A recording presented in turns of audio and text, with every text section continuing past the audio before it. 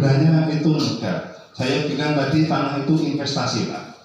Jadi kalau pengalaman saya pribadi, apa yang dibutuhkan tanaman, kita pelajari dulu. Satu, rumah mikroba. Jadi kalau emang di dalam tanah itu ada namanya agensi hayati yang mengurai segala jenis apapun di dalam tanah. Nah, di situ namanya mikroba. Mungkin sebenarnya kalau saya menjelaskan ini kurang pas, ada Pak Budi, tapi nyuwun sewu Pak Budi. Jadi rumah mikroba itu bisa kita buat berlapis. Kenapa? Dari zaman nenek kita atau kakek kita, rumah mikroba itu mungkin di sana ada daun-daunan yang sudah membusuk. Tapi untuk sekarang, karena sudah bertahun-tahun, daun-daunan yang membusuk itu sudah hilang. Bahkan kalau kita menggali kedalaman tanah kita, Pak Bor, kedalaman kurang lebih 20 cm, tanah kita akan terbakar, gosong. Kalau nggak percaya nanti sampai rumah gali tanah di pesawahan, pasti akan keras tuh gosong. Itu fakta dan realita. Nah, kenapa kita membutuhkan tanah rumah mikroba? Mikroba nanti yang tepat agen hayati untuk pengurai semua bahan organik.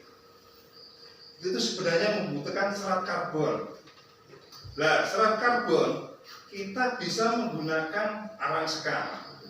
Pertanyaannya, kalau kita pakai arang sekam di sawah, berapa arang sekam yang harus kita bawa? Kan gitu pertanyaannya.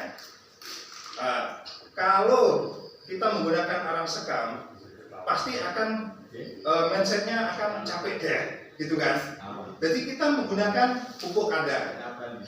Kenapa saya bilang pupuk kandang? Kalau pupuk kandang itu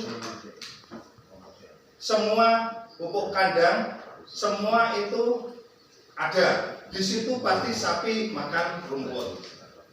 Terus dia kalau dicobot pasti makan katur. Terus dia semua komplit. Kalau di pupuk kandang itu komplit. Pertanyaannya, bagaimana masuk ke Pak Astroli, Pak Pur? Biaya pupuk kandang itu murah. Kalau kita bikinnya nggak investasi, kalau satu truk, emang biaya mahal, membutuhkan tenaga kerja. Tapi kalau kita bikinnya kontinu, katakanlah kapasitas 1 kuintal, Pak Astroli masih pasien mampu macolan. Tak kira deh sak pintal, Pak. Kalau pupuk kandang itu tersedia, kita hanya kerja. Kalau saya hanya 20 menit jadi pupuk kandang 1 kuintal. Nggak usah digiling, Pak. Karena kita hanya memilah yang namanya bahan organik. Itu kita hanya memilah yang bisa terurai dan yang tidak bisa terurai. Kita hanya memilah antara plastik dan bahan baku yang mudah terurai. Kan gitu tok. Jadi pertanyaannya Pak Astroli tadi, kalau bikinnya kita mahal, kita banyak dalam kapasitas 1 truk, itu memang berat di ongkos. Tapi kalau giginya kita hanya 1 kuintal, saya kira gampang, tidak berat di ongkos. Coba dipraktekin besok, bikin 1 kuintal, nggak usah ditimbang lah. Mosok rabu, kompos kering ditimbang, kan susah. Kira-kira aja. Nah, nanti tadi Pak Astroli tanya, ongkos bawanya ke sawah butuhkan biaya. Tadi kan saya bilang, Bapak Astroli kalau ke sawah 1 hari berapa kali? Mungkin 1 minggu lah. 1 minggu sekali, katakanlah. Dalam 1 kali 1 minggu, kita kalau ke sawah biasanya ngosong. Sepeda motor dulu itu kosong. Tapi alangkah baiknya dikasih 1 karung pupuk kandang, ditabur sendiri, nggak ada 10 menit kalau 1 karung. Kenapa itu bukan biaya murah? Karena itu investasi, Pak. Kalau kita pakai pupuk kandang atau pupuk kompos, memang tidak ada langsung diserap oleh makanan. Karena apa? Agen hayati kita belum siap. Jadi biasanya deh wong mbah-mbah bapakku itu ngomong, nek ngumpul dulu nang, itu tahun buri lagi di undo. Lah kenapa kalau tidak kita melakukan sekarang? Apa harus menunggu tahun belakangnya? Permasalahannya gitu. Untuk menanggapi Pak Pur tadi, bagaimana untuk tanah menjadi perawan kembali? Kalau kita berbicara perawan atau tidak, kita memang susah Pak. Karena tanah itu investasi kita. Jadi tanah itu berapa yang kita perlakukan tanah itu tanpa investasi kita, tanpa ada imbal balik kita. Contohnya, sudah 10 tahun kita tanami, kita hanya menggunakan pupuk kimia atau pupuk non subsidi.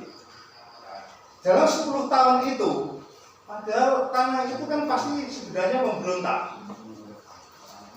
Tapi sayang, tanah tidak ada pemberontakan. Pemberontakannya dia hanya mengingatkan.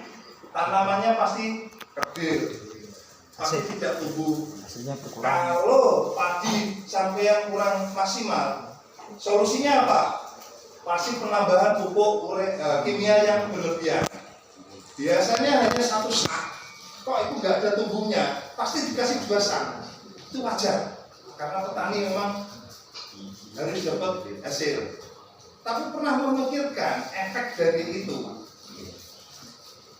Kalau berkelanjutan semacam itu, saya yakin mungkin anak sampean itu loh, kalau tanah itu diwariskan, wes karet, boh, iso ditadui boh. Karena apa? Kita percaya dengan yang namanya unsur makro mikro itu hanya untuk kebutuhan tanaman, bukan untuk tanah kita. Ngoten Pak. Jadi unsur makro itu hanya untuk tanaman, bukan untuk tanah kita. Yang dibutuhkan tanah kita itu agensia hayati sama efektif mikroorganisme itu. Nah, pertanyaannya karena ini waktunya hanya membahas pupuk, bukan pembelajaran pupuk, jadi sebatas itu. Kalau pembahasan pembelajaran pupuk, oke, mari kita khusus di pembelajaran pupuk. Nah, gitu Pak. Kalau untuk sementara ini mungkin Banyumanik kisahnya bunyi, dek alam, ngomong ngekuli. Jadi gitu Pak Pur. Pas Aksor ini.